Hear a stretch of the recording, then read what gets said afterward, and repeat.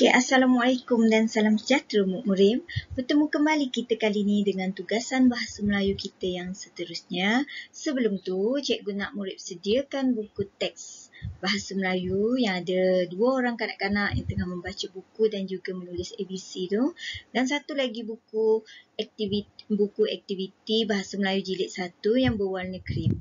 Okey, kita nak mulakan pelajaran kita sekarang. Okey, untuk PDPR kita hari ini, kita masih dalam tema yang sama iaitu keluarga penyayang.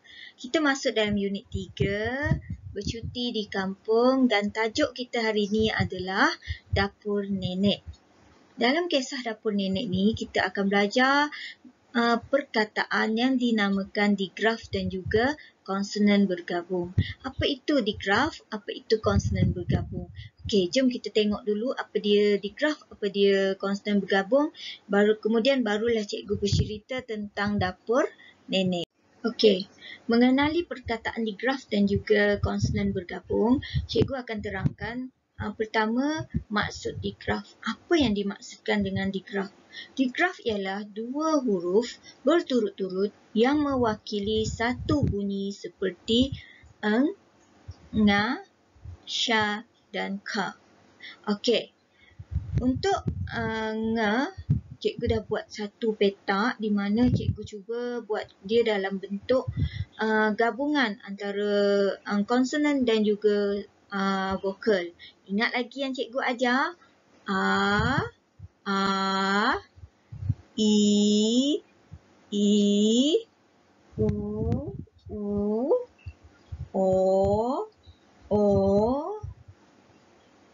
E,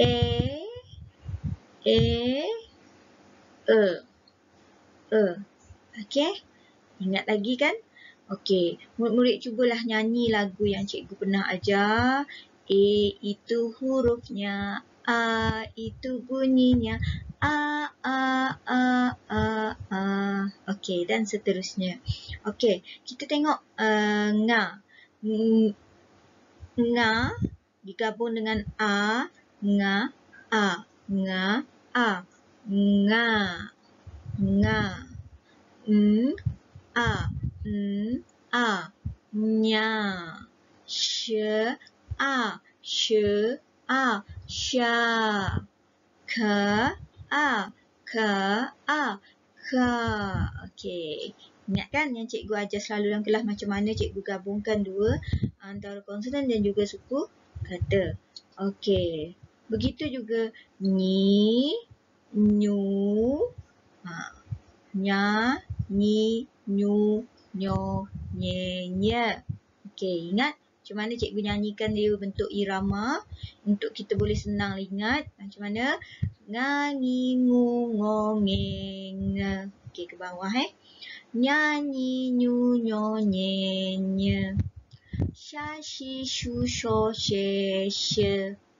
Kaki, ku, ko, ke, ke. Okey, nampak tak?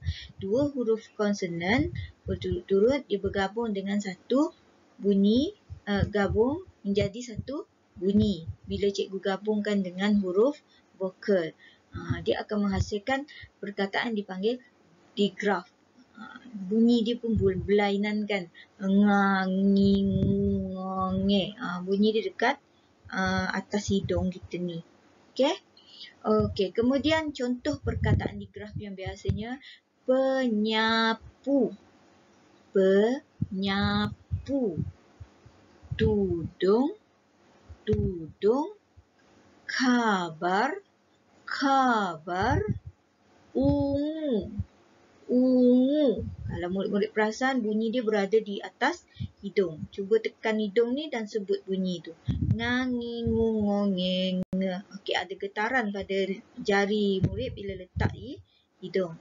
Okey, kita tengok slide yang seterusnya. Apa yang dimaksudkan dengan konsonan Okey, konsonan bergabung. Apa yang dikatakan sebagai konsonan bergabung? Okey, maksud konsonan bergabung adalah huruf konsonan yang hadir secara berturut-turut dalam satu perkataan dan kedua-dua konsonan itu terpisah dalam suku kata yang berlainan. Okey, maksud dia hadir dalam, kalau kita tengok perkataan tu, dia hadir sama dalam perkataan tersebut. Berturut-turut huruf konsonan. Tetapi ianya dipisahkan oleh bunyi suku kata. Suku kata yang memisahkan dia, jadi dia tak boleh menjadi sahabat. Macam cikgu ajar tak boleh berkawan. Jadi dia kena dipisahkan. Bila dia dipisahkan oleh suku kata, bunyi suku kata, jadi dia adalah konsonan bergabung. Okey, cikgu bagi contoh apa dia konsonan bergabung. Perkataan yang melambangkan konsonan bergabung. Okey, kita tengok bangku. Nampak tak G dan juga K duduk dekat kan? Tetapi suku dia dipisahkan oleh suku kata. Bangku. Pinggan. Pinggan. G satu diambil oleh ping. G satu lagi diambil oleh gan. Jadi pinggan. Dia bergabung tetapi dipisahkan oleh bunyi. Panjang. N diambil oleh pa. Jang diambil oleh J. Okey, dia berpisah oleh bunyi suku kata. Okey, rangka. Rangka. Rangka. G dan juga K dipisahkan oleh suku kata. Okey, faham? Okey, itulah yang dikatakan sebagai konsonan bergabung. Okey, tadi cikgu dah terangkan apa itu digraf dan apa itu konsonan bergabung. Okey, sekarang kita nak tengok pula kisah tentang dapur nenek. Okey, dalam situasi dan terdapat satu situasi dalam gambar di mana sebuah keluarga tengah bergotong royong mengemas dapur. Okey. Okey, ni mungkin ibu dia. Okey, ini ibunya, ini nenek. Ada cucu-cucu dia tengah menolong mengemaskan dapur nenek ni. Okey, kita tengok ayat ni. Cikgu akan baca ayat ni perlahan-lahan dan murid cuba ikut cikgu baca. Okey, di samping tu cikgu akan terangkan sikit-sikit makna apa yang ada dalam perkataan ini. Boleh? Okey, cikgu baca. Emak meletak pinggan di rak. Emak meletak pinggan di rak. Okey, lihat yang berbaju hijau, bertudung putih ni. Ni adalah mak. Okey, mak letakkan pinggan di rak. Rak ni rak pinggan lah kan. Okey, yang kedua, ayat yang kedua. Tudung saji nenek warna ungu. Tudung saji nenek warna ungu. Saji nama ni tudung saji. Bukan salji. Salji tu ais yang turun ketul-ketul tu. Yang ini saji. Tudung saji. Kita panggil sebagai tudung saji untuk tutup makanan di atas meja. Okey, mungkin disebabkan pencahayaan jadi warna ni tak nampak warna ungu. Dia nampak warna biru. Tapi sebenarnya situasi sebenar mungkin tudung saji ni berwarna ungu. Okey. Ayat yang ketiga, nenek sedang duduk di atas bangku. Okey, nenek sedang duduk di atas bangku. Okey, nampak tak? Ni nenek sedang duduk di atas bangku. Nenek memakai baju warna kuning, duduk melihat atas bangku, melihat cucu-cucunya membuat kerja di dapur. Okey, kita tengok ayat yang keempat. Arif menyusun surat khabar. Arif menyusun surat khabar. Okey, nampak tak? Ni Arif sedang susun surat khabar. Mungkin surat khabar ni berselerak sebelum ni. Jadi Arif tolong susunkan ianya supaya lebih tersusun dan juga teratur. Okey, kita tengok ayat yang kelima, iaitu kakak sapu sampah guna penyapu. Kakak sapu sampah guna penyapu. Okey, nampak tak seorang budak perempuan, dia pakai baju kurung berwarna biru dan bertudung merah jambu. Okey, dia memegang sebatang penyapu. Jadi kakak sapu sampah guna penyapu. Okey, kalau murid-murid lihat di sini, ada tulisan yang diwarnakan dengan warna hijau. Okey, kenapa yang diwarnakan warna hijau? Okey, tulisan ni diwarnakan warna hijau untuk melambangkan konsonan bergabung. Perkataan yang menggunakan konsonan bergabung. Manakala yang tulisan yang diwarnakan dengan warna merah pula adalah melambangkan perkataan yang menggunakan digraf. Perkataan digraf. Okey, ini dia cuba nak bezakan antara perkataan digraf dan juga perkataan konsonan bergabung. Okey, nampak tak perbezaan dia? Tadi cikgu dah terangkan apa dia konsonan bergabung, apa dia digraf. Okey, cikgu harap murid faham. Okey, seterusnya kita tengok pula latihan.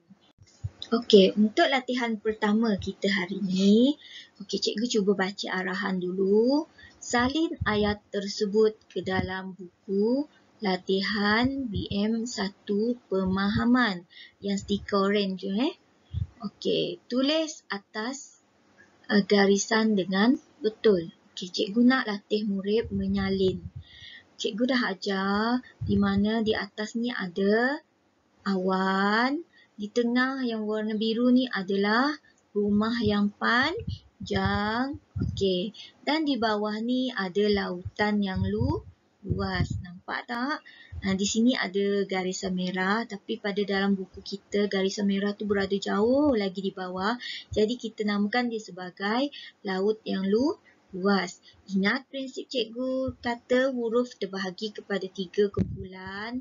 Huruf tiang tinggi yang gapai awan, huruf duduk di tengah dalam rumah panjang, ada huruf yang baik, tak sentuh awan, tak jatuh dalam laut kaki dia, dan juga huruf yang ketiga atau kumpulan yang ketiga ni, huruf yang kaki dia jatuh ke dalam laut.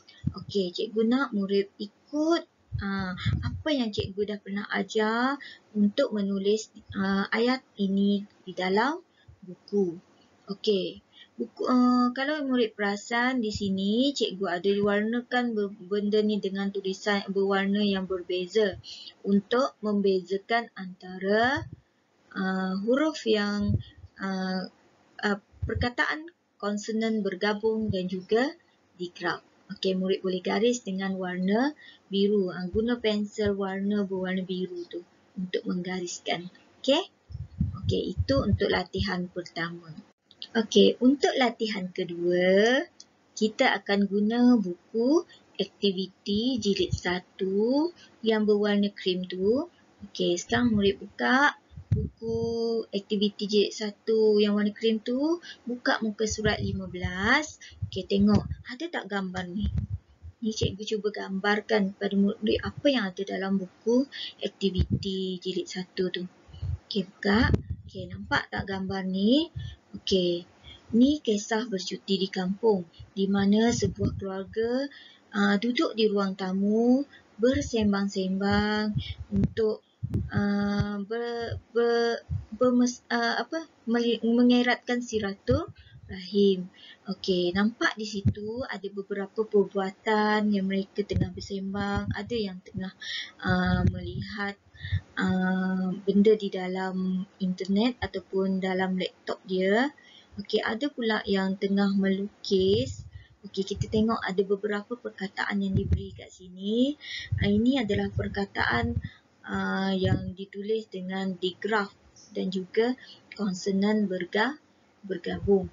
Okey, cikgu cuba baca di sini beberapa perkataan ni dan murid cuba ikut Nganga. Okey. Murid boleh warnakan dengan warna pensel warna untuk membezakan suku kata yang ada. Okey, cikgu cuba buat guna pensel warna yang ada pada cikgu di sini. Okey, Okey, cikgu cuba warnakan guna pensel cikgu. Okey. Nga. Okey, cikgu cuba warnakan kuning. Di sini cikgu warnakan dengan warna kuning. Nga, perkataan nga cikgu warnakan dengan warna kuning. Okey, murid boleh guna warna pensel, okey. Kemudian nga. Okey, nga lagi cikgu warnakan dengan warna merah. Jadinya nga. Okey, nga. Okey, kemudian cikgu ambil pula warna lain sebab nak guna untuk perkataan lain, cikgu ambil warna lain. Okey, hot. Hot ni adalah satu suku kata. Ingat, cikgu tak nak pisahkan suku kata yang macam ni. Cikgu akan gabungkan semua sekali sebab sebutan dia sekali. Hot. Okey, ingat tak yang cikgu ajar dalam kelas Okey, kemudian cikgu ambil warna lain pula. Okey, telinga. Satu suku kata.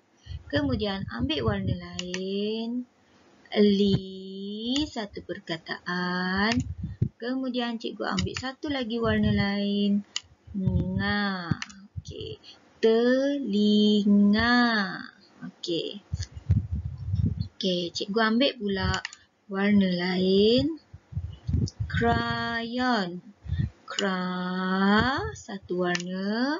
Kemudian ambil warna lain. Yon. Cikgu warnakan yon. Crayon. Okey, murid boleh warna cantik-cantik sebab guna pensel warna. Cikgu hanya menggunakan komputer. Jadi mungkin tidak berapa kemas.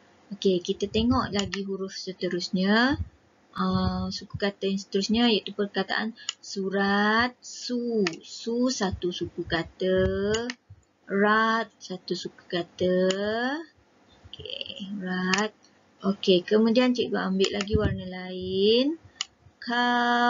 Satu suku kata. Dan bar satu suku kata. Okey, murid boleh guna warna yang berbeza daripada cikgu. Jangan ikut warna cikgu. Mungkin murid ada warna yang dia suka. Jadi boleh guna warna yang murid suka. Okey, bu. Okey, satu warna. Nga. Okey, nga satu suku kata. Kemudian yang terakhir perkataan clip. Clip. Okey, cikgu ambil satu warna, cikgu warnakan sekali.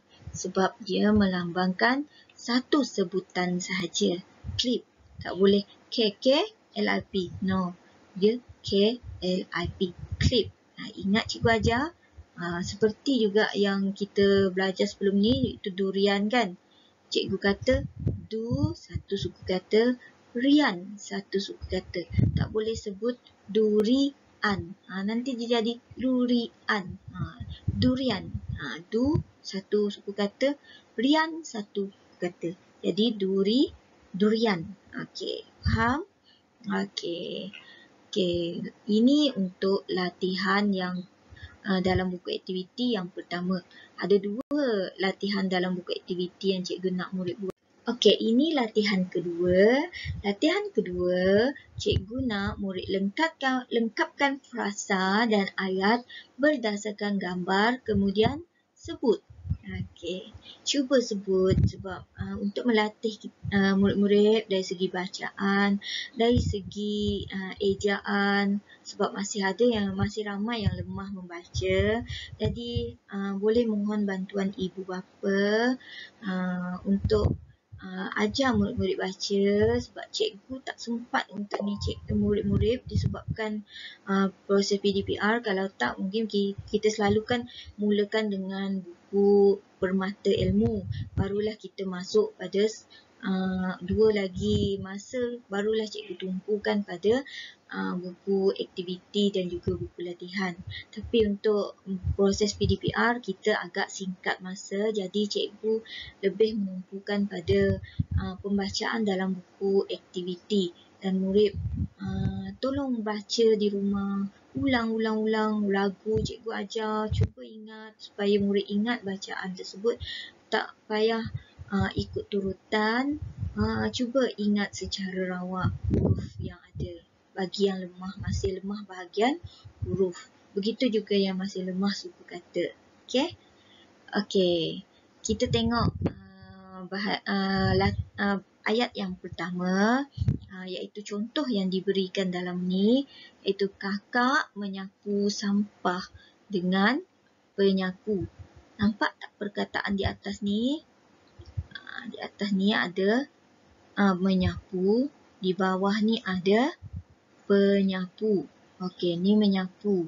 Perbuatan yang dilakukan oleh kakak ni adalah menyapu sampah. Okey, nanti untuk membina ayat, cikgu ada teknik yang cikgu boleh ajar pada murid-murid. Tapi untuk peringkat awal ni, cikgu tak ajar murid kaedah membuat ayat dulu sebab mungkin terlalu awal bagi murid-murid yang masih ramai lemah dalam pembacaan. Nanti cikgu akan ajar melalui kaedah yang cikgu buat sendiri. Okey? Okey, kita baca ayat yang pertama. Kakak menyapu sampah dengan penyapu. Ambil perkataan menyapu sampah ni, letak dalam tempat kosong yang disediakan. Okey, ayat yang kedua. Okey, nampak tak perkataan menganyam ni? Okey, murid ambil perkataan menganyam ni, masukkan pada tempat kosong yang di atas. Dia akan bergabung dengan perkataan tikar, iaitu menganyam tikar. Okey. Kemudian masukkan perkataan menganyam tikar, iaitu perbuatan ni tadi, ke dalam kata kerja menganyam tikar tadi, masukkan ke dalam tempat kosong yang disediakan, iaitu nenek menganyam tikar di beranda. Okey, tengok ayat yang ketiga. Menggunakan, okey, nampak tak perkataan span di sini? Okey, murid ambil perkataan span ni, tulis di bahagian atas ni, tempat kosong atas ni, dia akan menggunakan span. Okey, kemudian tengok ayat di bawah. Datuk cuci bot menggunakan span. Ambil perkataan menggunakan span di atas ni tadi, masukkan pada tempat kosong di bawah. Okey? Okey, itu sahaja untuk latihan kita minggu ni.